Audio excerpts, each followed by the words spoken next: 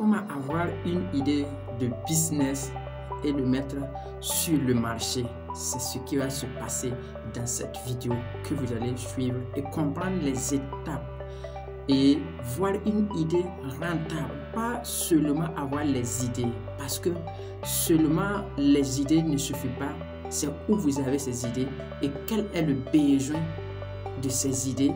Est-ce que ces idées donnent une solution au problème des autres? C'est ça que nous allons développer au cours de cette vidéo.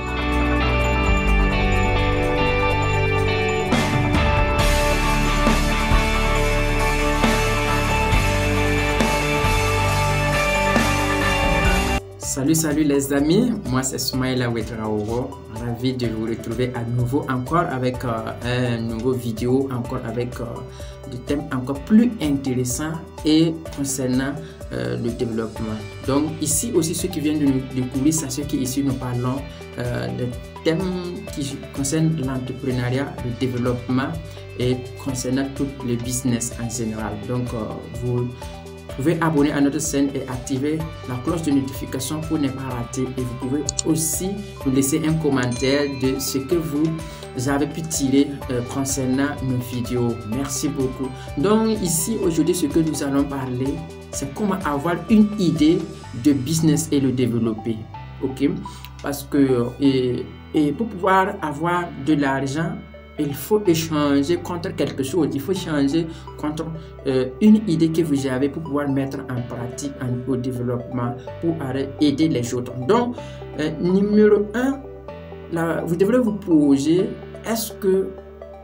quelle est la solution que je peux apporter aux autres?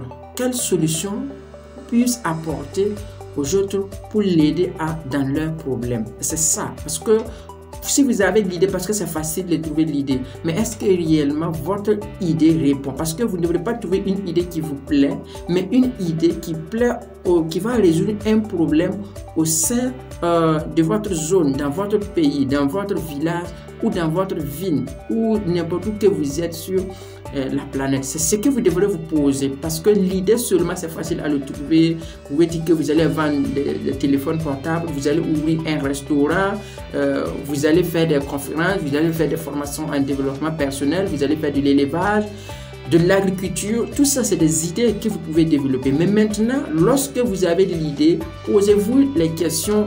Numéro 1, quelle solution je peux apporter? Est-ce que réellement dans la zone auquel je suis, est-ce qu'il n'y a pas de restaurants? Est-ce que réellement cet restaurant, est-ce que ça va aider les gens? Les gens ont besoin de manger dans des restaurants ici. Dans la zone, on ne trouve pas à manger. Et vous posez, si vous voyez que la zone auquel vous êtes, il n'y a pas de restaurant, c'est là l'idée bienvenue. Et c'est là maintenant qu'on va par la suite rentrer en profondeur de développement de cette idée.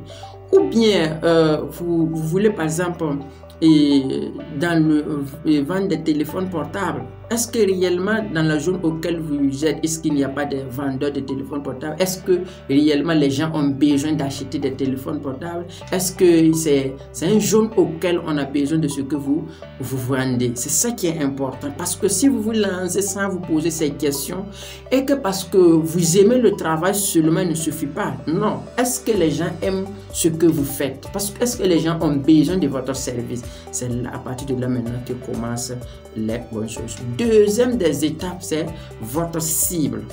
Oui, lorsque vous êtes dans un quartier, dans une ville, dans un pays ou bien dans un continent, parce que ça dépend de votre capacité de frappe que vous voulez faire, ça dépend de votre idée.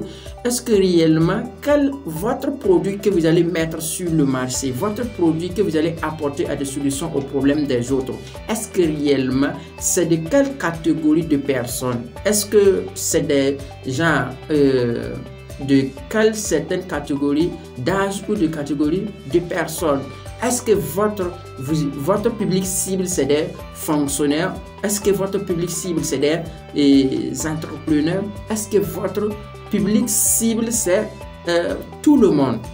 Ou bien c'est des enfants?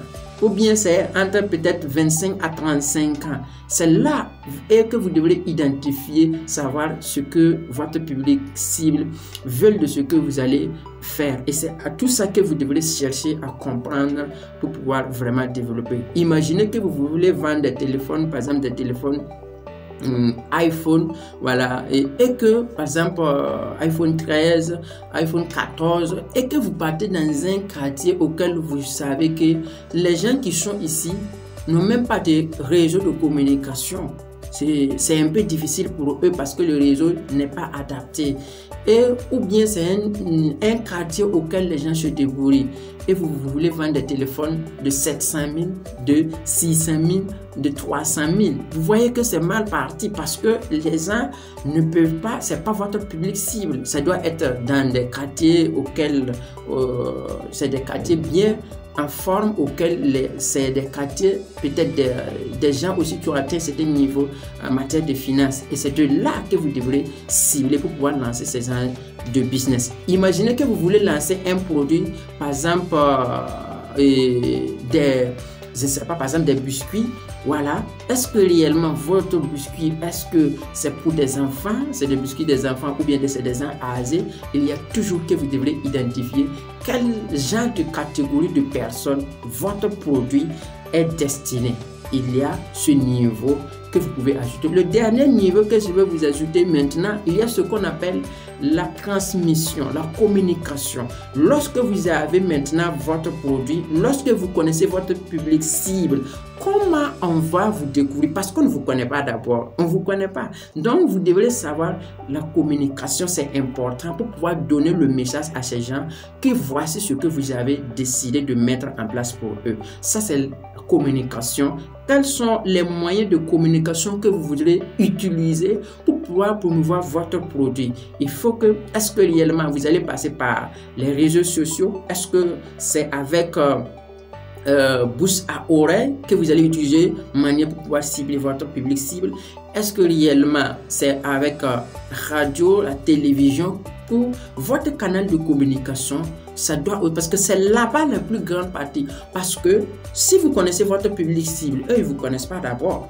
C'est vous maintenant de faire tout possible pour qu'ils puissent savoir et que pour pouvoir faire appel à ces gens, lorsqu'ils vont voir votre produit, ils seront là pour pouvoir acheter votre produit. Et c'est à partir de là que vous commencez à grandir, c'est à partir de là que vous commencez à gagner des revenus.